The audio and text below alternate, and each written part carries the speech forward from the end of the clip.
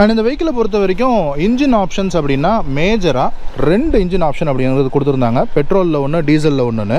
பெட்ரோலில் முதல்ல 2009 அவங்க கொடுத்துருந்த ஆப்ஷன் வந்து 1.4 லிட்டரில் ஃபயர் இன்ஜின் அப்படின்னு அவங்க சொல்லக்கூடிய ஃபயர் பெட்ரோல் இன்ஜின் தான் வந்து ஃபர்ஸ்ட் கொடுத்துருந்தாங்க.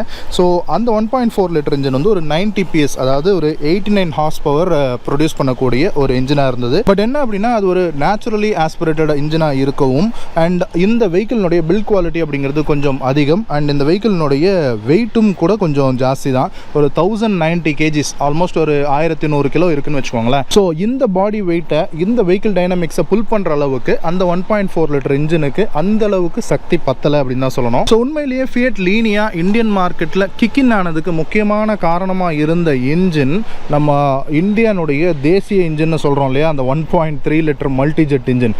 ஸோ அந்த டீசல் இன்ஜின் வந்தப்போ தான் இந்த கார் வந்து அந்த அளவுக்கு பிக்கப் ஆச்சு. ஆக்சுவலாக அந்த 1.3 லிட்டர் மல்டிஜெட் இன்ஜின் வந்து ஃபியட் சோர்ஸ்ட் இன்ஜின், அதாவது ஃபியட் உருவாக்கின இன்ஜின். அந்த இன்ஜின் வந்து போகாத காரே கிடையாது, போகாத பிராண்டே கிடையாதுன்னு சொல்லலாம்.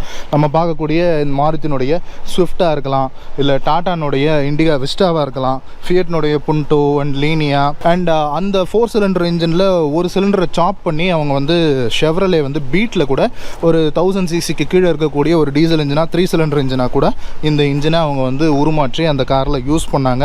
அண்ட் அதுவும் அந்தளவுக்கு ஒரு சக்ஸஸ்ஃபுல் இன்ஜினாகவும் இருந்தது. ஸோ எஸ், அந்த particular 1.3 litre multi jet diesel engine தான் இந்த வெஹிக்கிளில் இருக்குது. அண்ட் இதனுடைய பவர் அவுட்புட் ஒரு 93 PS, அதாவது ஒரு 92 ஹார்ஸ் பவரும் 210 நியூட்டன் மீட்டர் டார்க்கும் ப்ரொடியூஸ் பண்ணும். அண்ட் இந்த இன்ஜினுடைய பவர் எப்படி இருக்கும் அப்படின்னு நான் சொல்ல வேண்டிய அவசியமே இல்லை. கடந்த 15 வருஷத்தில் நீங்கள் எந்த பிராண்டில் ஒரு டீசல் இன்ஜின் யூஸ் பண்ணியிருந்தீங்க அப்படின்னாலும் ஒரு ஸ்மால் காரில் அந்த இன்ஜின் கண்டிப்பாக இந்த 1.3 லிட்டர் இன்ஜினாக தான் இருந்திருக்கும். அண்ட் இந்த இன்ஜின் டாக்ஸி செக்மெண்ட்லையும் அந்தளவுக்கு ஒரு ஃபேமஸான இன்ஜின், ரொம்பவும் ரிலையபிளான இன்ஜின், மைலேஜ் எஃபிஷியன்ட்டான இன்ஜின், பவரும் சூப்பராக இருக்கக்கூடிய ஒரு வெஹிக்கிள். அண்ட் இந்த இன்ஜினுடைய ரிஃபைன்மெண்ட்டும் கண்டிப்பாக குறிப்பிடத்தக்கது தான். ரொம்பவும் ஒரு ரிஃபைண்டான இன்ஜின். ஆக்சுவலாக இந்த இன்ஜின் வந்து நான் வந்து ஒரு ஸ்விஃப்ட் டிசையர் 2014 மாடலில் VDI வெர்ஷன் வச்சுருந்தேன். ஸோ இந்த இன்ஜினை பற்றி எனக்கு நல்லா தெரியும். அதில் ஒரு 1,20,000 கிலோமீட்டர் வரைக்கும் ரன் பண்ணியிருக்கேன்றதுனால இந்த இன்ஜினுடைய பாசிட்டிவ்ஸ் அப்படிங்கிறது நான் ரொம்பவே உணர்ந்திருக்கேன். அண்ட் ஃபியட் வந்து இந்த இன்ஜின் என்ன தான் ஒரு ரிஃபைண்டான இன்ஜினாக இருந்தாலுமே கூட இந்த இன்ஜினுடைய வைப்ரேஷன் வந்து பாடிக்கு வந்துடக்கூடாது அப்படின்றதுக்காக எந்த அளவுக்கு ஒரு பெரிய இன்ஜின் ஸ்டே எல்லாம் யூஸ் பண்ணியிருக்காங்க பாருங்க. அண்ட் இன்ஜின் வைப்ரேஷன்ஸ் அண்ட் நாய்ஸை கண்டெயின் பண்ணுறதுக்காக பின்னாடி ஃபயர் வால்லையும் சரி, பானட்டு கீழேயும் சரி இன்சுலேஷன்ஸ் அப்படிங்கிறது ப்ரொவைட் பண்ணியிருக்காங்க.